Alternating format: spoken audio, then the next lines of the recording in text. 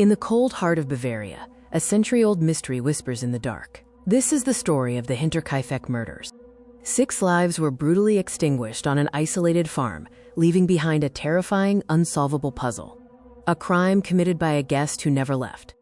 The Hinterkaifeck farm was isolated, hidden behind a thick forest called the Hexenholz, the Witch's Wood. Here lived the reclusive Gruber family. 6 people called this farm home: Andreas Gruber, his wife Kazilia, their widowed daughter Victoria, and her 2 children, Kazilia and Josef. They were quiet, wealthy, but tragically, they were not alone. Before the night of the murders, a chilling paranoia had begun to settle over the farm. Something unseen was watching them. The father, Andreas, noticed chilling footprints in the fresh snow. They led from the forest directly to the house, but none led back out. Someone had walked in, but never left. At night, strange things happened inside. The keys to the house disappeared, and then came the sound of heavy, deliberate pacing in the attic, directly above their heads. The atmosphere of fear was too much for the household staff.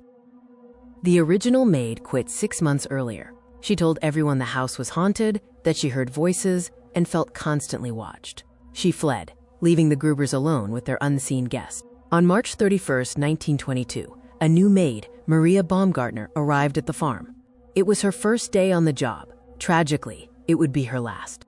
The events of that evening remain obscured by darkness. We only know that on the night of Maria's arrival, the unseen man in the attic finally made his move. One by one, the family members were lured to the barn.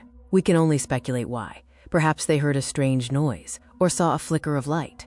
First the parents, then the daughter and the granddaughter. The killer waited in the shadows. As they walked through the barn door, they were struck down with a mattock, a heavy farming pickaxe. The act was brutal, efficient, and horrifyingly silent. The killer then moved inside the house. He murdered the new maid in her bedroom and then went to the crib of the youngest child, Josef. The child was murdered in his sleep. For 3 days, the farm was silent. Neighbors saw smoke rising from the chimney, assuming the Grubers were safe and warm by the fire. They had no idea the bodies were stacked in the barn. On April 4th, neighbors grew worried.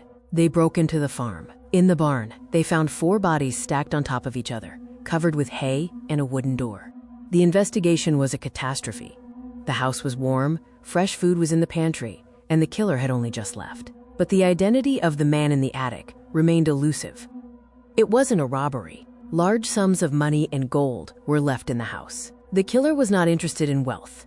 He was interested in extermination.